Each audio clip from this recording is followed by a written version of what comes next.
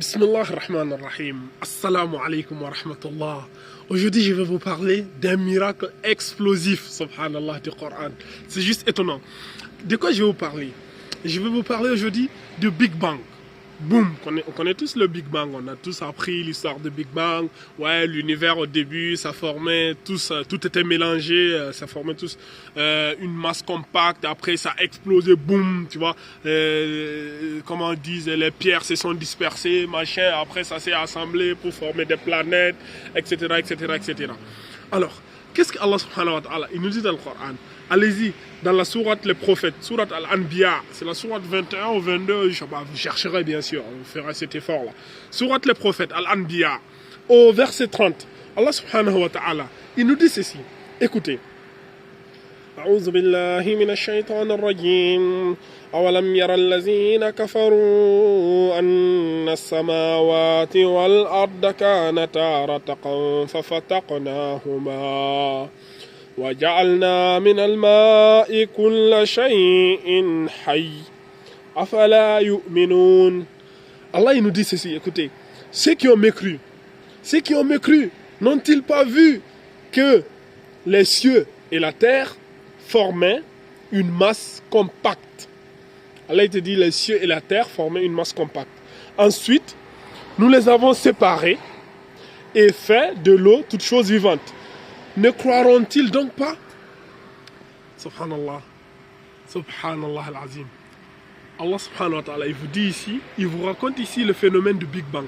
Parce que je vous ai dit, quand Allah il dit As-Sama', As-Sama', ça signifie beaucoup de choses en arabe.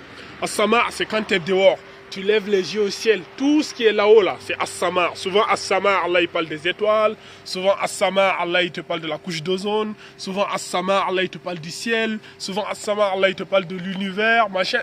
Voilà, As-Sama', le sens est vaste. Ici, le sens de As-Sama', dans ce verset ici, Allah il te parlait ici, voilà, tout ce qui est là-haut, As-Sama', c'est-à-dire Allah il t'a regroupé tout.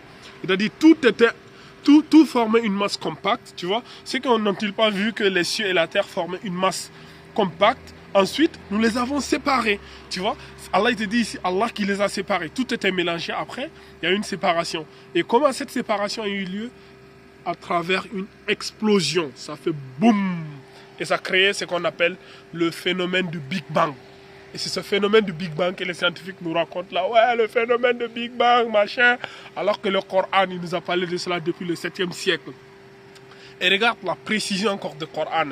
Le Coran nous dit وَجَعَلْنَا مِنَ الْمَاءِ كُلَّ شَيْءٍ حَيٍّ. Allah il dit, et nous avons fait de toutes choses vivantes avec l'eau. Toute chose vivante, c'est l'eau. Allah il nous montre ici qu'une planète, quelque chose, pour qu'il y ait la vie, il faut l'eau. Et les scientifiques nous le prouvent aujourd'hui. Toute chose vivante, c'est l'eau. La base, c'est l'eau. Sans l'eau, il n'y a pas la vie.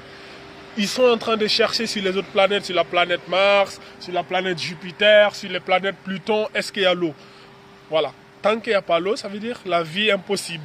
La vie est impossible dans les autres planètes. Et la seule planète où on a l'eau, c'est la planète Terre. Et c'est la seule planète qui est viable jusqu'à présent. Et oui, c'est la seule planète pour le moment où la vie est possible. La planète Terre, c'est la planète où nous avons l'eau sous la forme liquide. Et voilà, sans l'eau, il n'y a pas la vie. Et Allah, il nous dit ici, tu vois, subhanallah, au 7e siècle, comment le messager d'Allah sallallahu alayhi wa sallam pouvait connaître ce phénomène-là, ce phénomène du Big Bang? C'est quelque chose que les scientifiques l'ont découvert quasiment au 20e siècle, au début, tu vois.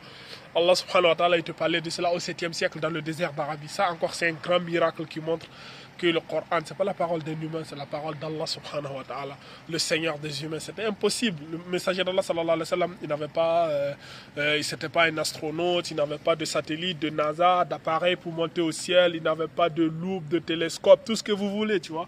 Et comment il a su cela? Qui lui a enseigné? Qui lui a montré cela? Qui lui a enseigné cela? C'est Allah subhanahu wa ta'ala.